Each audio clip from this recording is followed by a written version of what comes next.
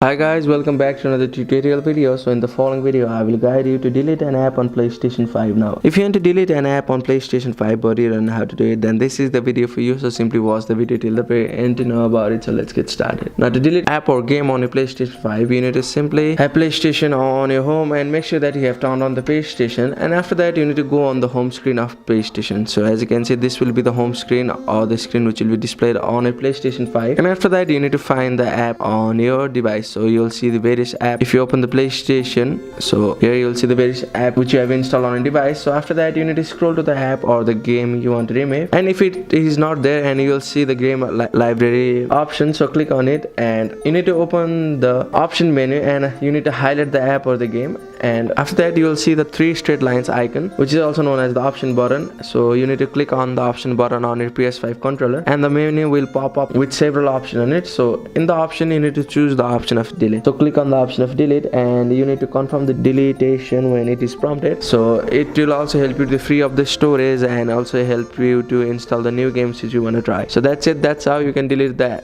games or app on your PlayStation 5. Thank you for watching the video. Please don't forget to like the video and subscribe to our channel. Thank you.